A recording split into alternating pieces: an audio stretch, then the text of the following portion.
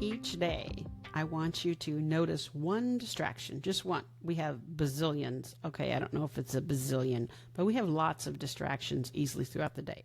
I just want you to notice one. Ask what truth it's pointing you toward. What are you avoiding? What are you doing? Why are you doing this over and over? Listen for one whisper beneath the noise. Write it down. Welcome to Step Into Your Story. I'm Carla Goldberg, and this is a space to breathe, listen inward, and step into the story your soul is guiding you toward. In episode 1, we talked about the void, that space inside us that is empty and hollow, and how we fill it with things that we're not designed to fill.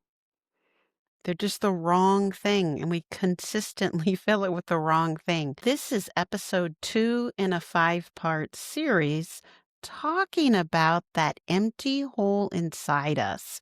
It calls to us. And sometimes the calling is faint, and sometimes it's more obvious, too obvious, in fact. Today, we are going to be talking about that faint calling, that whisper. And the reality is that void inside us is actually your soul coaxing you to step into your story, the story you signed up for before coming to Earth, your true soul purpose. And whether you're walking, driving, sipping some tea, whatever you're doing, we want to think about arriving in that present moment. So take a deep breath, but just make it 1 degree deeper than the previous breath. Take a breath that feels just 1 degree deeper than the previous breath. That's all you need to do. And now we're going to notice the quiet underneath the quiet. Because sometimes there's just the noise of people around us, the physical noise. And once that goes away, then we have to look deeper into the noise that's quieter. That's an inner voice. That's a calling deep down, that inner knowing. And that's what we're talking about today. The whisper beneath the noise. That whisper's coming from a hole inside you, a void, an empty space. The one you've been trying to fill with other things? Yeah, we all do that. We live in a world full of noise, all types of noise. And I don't just mean physical noise.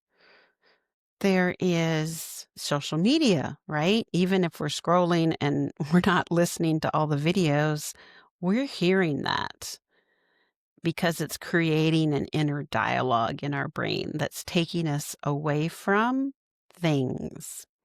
So it's not just notifications, it's also expectations of ourselves and from others. It's about our responsibilities, whether they're perceived or actual responsibilities. It's just an endless scroll of noise, and it's all pulling us outward. What we want to do is listen to that voice, that noise, that sound, the frequency that pulls us inward. So we have that divine guidance. And distraction isn't the enemy. It's just the messenger. I'm going to repeat that. The distraction is not the enemy. It's the messenger. Every time you find yourself reaching to scroll on your phone, reorganize your desk, suddenly thinking you need a snack, or diving into someone else's drama, there's usually a whisper underneath that. Because we step into that kind of distraction so we don't have to step into our authentic self, those things that we need to learn, those lessons, the hard stuff. It's not easy. There's a truth rising inside you. When you hear distractions, it's your way of trying to avoid what's calling you. And you need to really learn, oh, I'm distracted. What am I supposed to be doing right now from a spiritual space? So you have that truth rising, a feeling is surfacing. Maybe it's not truth. Maybe you have a feeling surfacing that you need to deal with because maybe it's linked with trauma. And maybe now you're to a point you're ready to deal with that trauma and that feeling might be coming up. Or maybe what's coming up is a desire you haven't named yet. Maybe you're on the cusp of figuring out what you're supposed to do, your next steps. And it's just right there. It's right there ready to come out. But if you grab your phone and start scrolling, you're off on a totally different thing. It doesn't take long, right? Your intentions can be good. Maybe you're thinking, I'm going to look up how to meditate better. And before you know, you're looking at cats playing pianos and you don't know how that happened, right? That's called a distraction. The distraction is often the soul telling you you're almost there. You almost got it. I can see you. Keep walking to me. But instead, we grab those distractions. Maybe you're using that as a way not to feel things, as a way to not connect, to not hear the whispers of what's really inside you that's calling you. Instead of asking, why can't I focus? My brain is scattered. I must have something going on. I'm going to look up what kind of vitamins I might need because my brain is not at capacity. I encourage you to, instead of asking, why can't I focus? Try asking, what is this pulling me away from? And what is it pulling me toward? So when you feel that pull away, and as you grab for those distractions, because there's plenty of them, we don't have to look far. And it's not just our phone. Our distractions can be our children. It can be cleaning. It can be exercise. It can be Netflix. There's so many just in one room. We don't have to go far. They are there and they're readily available for us. What I want you to do is kind of shift it. And I want you to think, what is this distraction pulling me away from? And what is it pulling me toward? Is it pulling you away from your inner voice, your inner calling? Is it pulling you towards something that is not good for you? That question alone can change everything.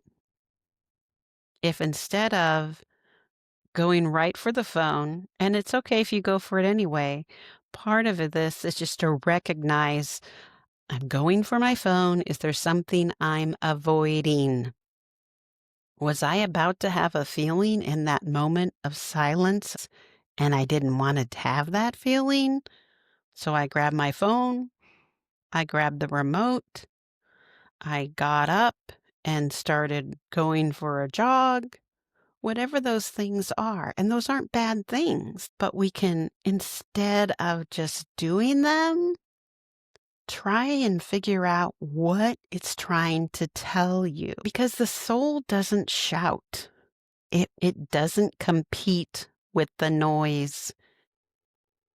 The soul waits. It speaks in sensations. It can be a tightness of your chest, your neck getting stiff, the hairs on your arm and neck sticking straight up. Maybe you get a stomach ache. That's your body talking to you from your soul. And sometimes your soul speaks in images, whether it's deja vu, or maybe it's those dreams that are so intense you wake up and you're like, I know that just happened. I can feel it. It is so deep. I was there. This was not a dream. I mean, yeah, I was asleep, but there's something more here. Maybe those images are colors, certain colors, or icons, pictures, animals. Maybe it's a memory like a dream memory, like not remembering a dream, but when you're in a dream and it's a place you've never been before, but you know where everything is. And you totally know you've been there, even though you may not have been there from what you remember in your human life. Sometimes that's how our soul speaks to us. Another way our soul speaks to us is through knowing. Some people call it women's intuition. Men can have it too. I don't know why they use women's to have priority of that phrase, but everyone has intuition. And it's that knowing deep inside. You don't need facts because you just know. You know that you know, right?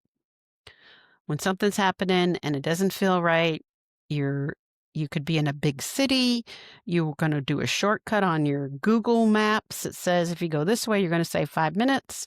And you look down that alley and you're like, I don't think so, right? That's that intuition kicking in.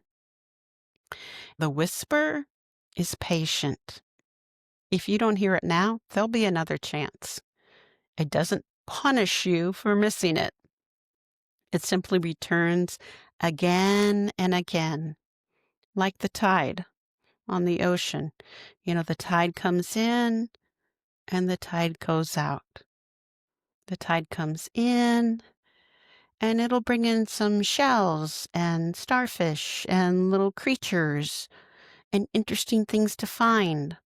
But if you don't find them, when the tide is out, the tide comes back in again and takes them and leaves something a little different. It may look the same, it may be the same, but it can also be different. Sometimes our soul talks in a sentence, and it can be like when someone tells you something or you hear a quote and you're like, oh my gosh, that hit home. I finally get it. And it really resonates with you. Sometimes it's that feeling, that knowing.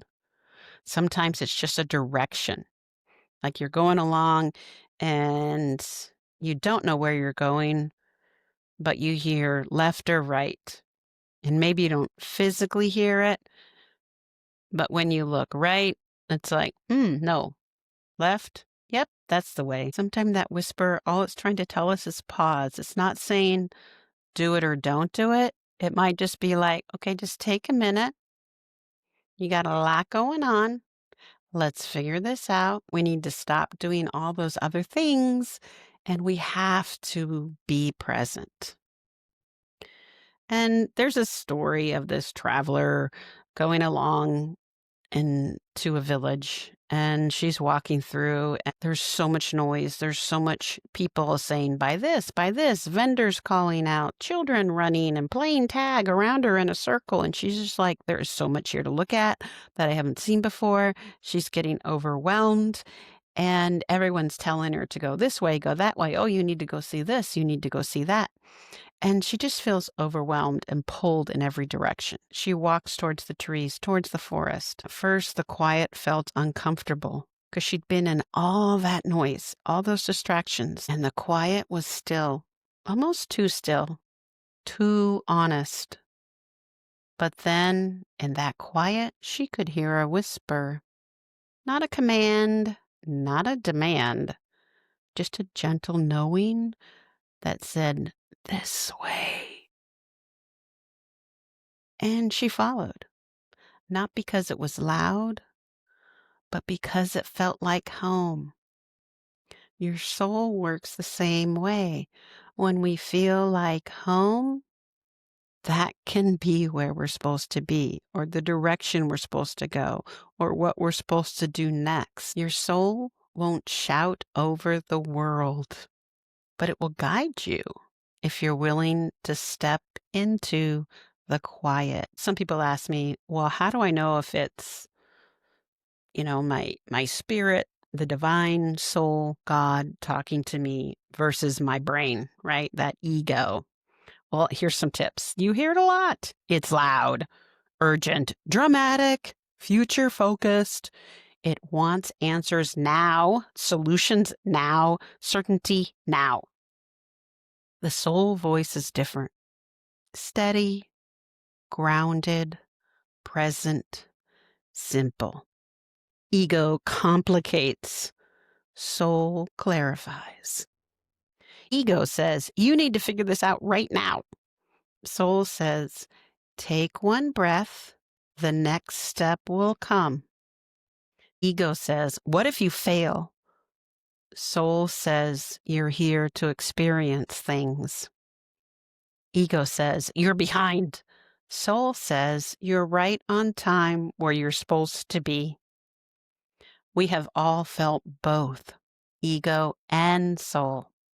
And now you know the difference, not in your mind, but how to recognize that in your body when we're reaching for things, we're looking for distractions. So let's drop into a little guided exercise and bring to mind a recent distraction you have had or you have done or experienced. And maybe that's grabbing for your phone, Netflix binging, any avoidance you have done. And it doesn't have to be something big. Maybe you were just sitting there, you know, you need to have a conversation with your spouse, and you're like, ugh, I don't want to do that because that's stressful. So instead, I'm going to take out the trash. And I'm not saying don't take out the trash. Don't go, Carla said, I don't have to take out the trash. No, that's not what I'm saying. But if we're doing it to avoid what we're supposed to be doing, that's a bigger issue. So think of that thing, whatever it is, whether it's drinking wine to excess, organizing the whole house, getting a Q-tip and cleaning under the refrigerator, whatever it is. Think of that moment. Notice, what truth is this pointing me toward? It may not come right now, especially if we're trying to force it. If you're like, I'm going to get it right now. You have to tell me, body. What are you trying to point me toward? It's not going to work. We've all been there. It doesn't work that way. And if you want to go a little deeper, here's something you can do. Ask, if my soul could say one sentence to me right now, what would it be? And let that sentence arrive like a feather landing in your palm. Soft, simple, and truth. If it's hard, complicated, it's coming from the ego. If that answer is not clear or definite, go with what feels right, what you think it might be. It's not about being right or wrong. It's about taking the time and trying to connect with what your soul is telling you. That's where the magic happens. So here's your homework. Each day, I want you to notice one distraction, just one. We have bazillions. Okay, I don't know if it's a bazillion, but we have lots of distractions easily throughout the day. I just want you to notice one. Ask what truth it's pointing you toward. What are you supposed to be doing? What are you avoiding? Why are you doing this over and over?